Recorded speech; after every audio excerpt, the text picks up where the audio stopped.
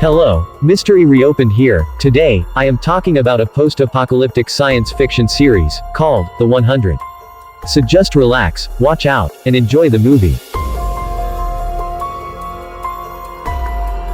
Several years in the future, the Earth faces a devastating nuclear apocalypse. A blast of radiation kills most humans and animals, and wipes out all kinds of life from the Earth's surface. The survivors fight at the space stations, orbiting the Earth, that were then made for the purpose of space exploration. Currently, it is 97 years after the apocalypse. The space stations have joined hands, to become one big civilization called, the Ark. The living situation on Ark is not ideal, because of the population growth, and the limited resources. The people believe that after 100 years, humans can return home, to the ground. Although there are only 3 years left for the big day, the limited resources threaten the life of the citizens of the Ark. Hence, the Chancellor and the Board of Governors have to follow strict rules to decrease the population immediately. Because of this, any crime on the Ark is punishable by death. Except, if someone under 18 is found guilty, they are locked up in a box-like prison. One of such prisoners is Clark Griffin. She is the daughter of the Chief Medical Officer, Abby, and the Chief Engineer of the Ark, Jake.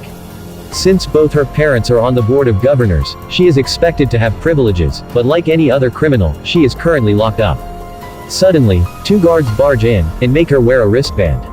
They forcefully bring her out alongside other prisoners. Abby stops them for a second to tell Clark that, everything will be alright. She's about to land on the Earth. It turns out that 100 criminals from the prisons are being sent to Earth's surface, to test its habitability.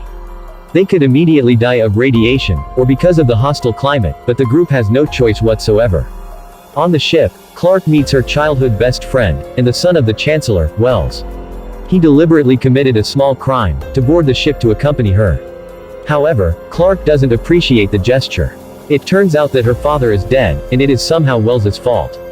As the ship lands, a video plays on the monitor, of the Chancellor asking them what they should do when they land. They are tasked to make their way, to the former Mount Weather Emergency Operations Center, which is filled with water, and supplies enough for 300 people. The ship soon enters the Earth's atmosphere, and lands with a crash. 2 people who had gotten up from their seats, died instantly. Finn, the guy who urged them to get up, is still safe. Then, we are introduced to the siblings, Bellamy, and Octavia. Octavia was hidden under a table by her mother, for the first 16 years of her life, because no one is allowed to have a second child, on the Ark.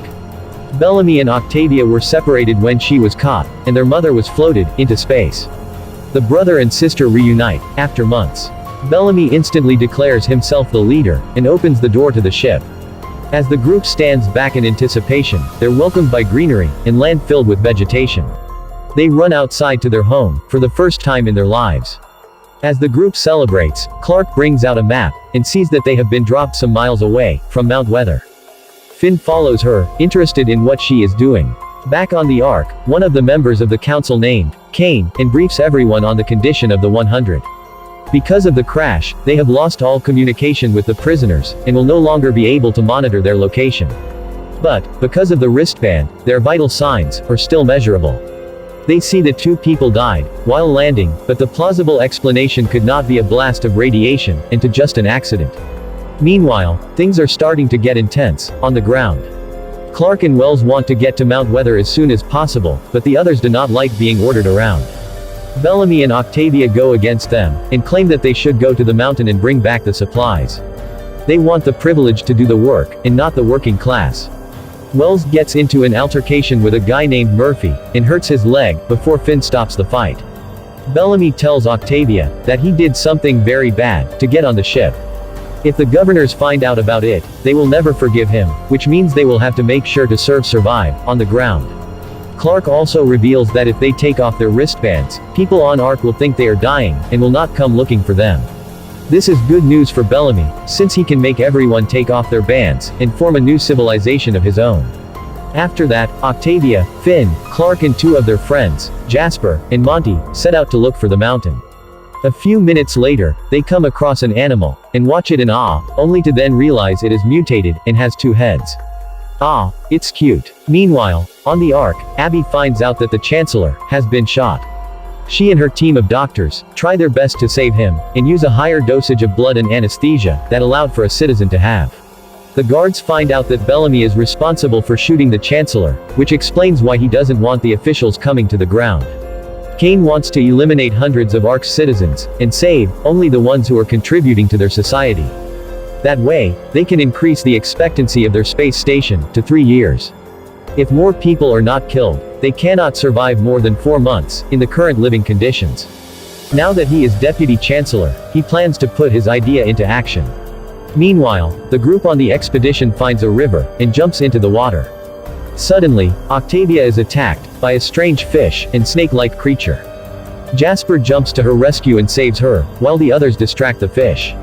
At night, everyone at the camp burns their wristbands, at Bellamy's order. He asserts his dominance, when Wells tries to stop him. By now, he has become the leader of the 100. At night, Bellamy and his minions forcefully make Wells take his wristband off.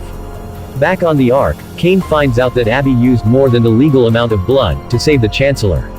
Using his power as the Deputy Chancellor, he orders her to be floated for the crime. She is taken to the airlock, and seconds away from being sent to space, when the Chancellor arrives and stops them. He pardons her, and thanks her for saving his life.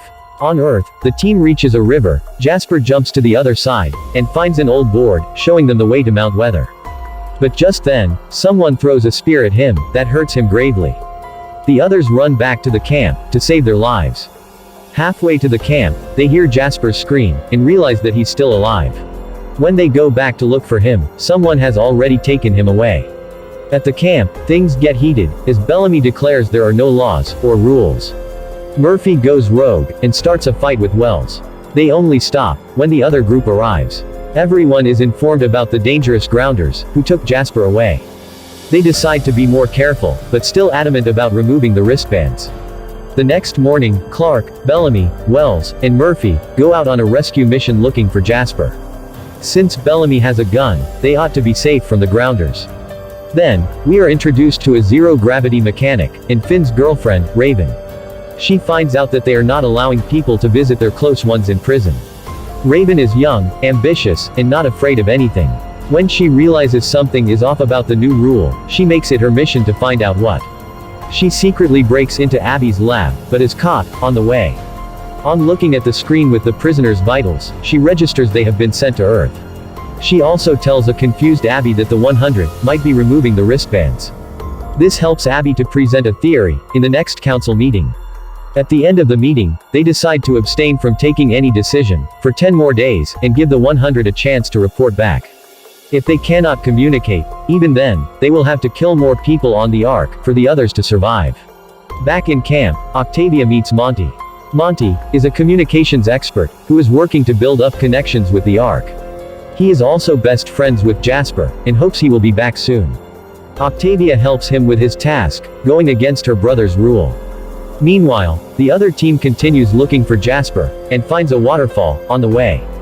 Finn and Clark seem to be getting close to each other, which makes Wells jealous.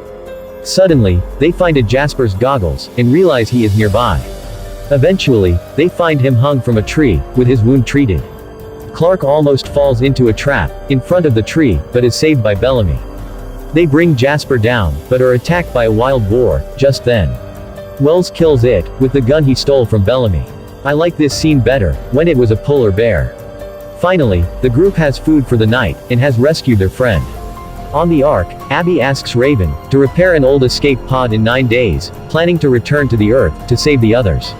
Raven agrees, but only if she also gets to go to the Earth with her. At night, the 100 slaughter the animal, and roast it for food.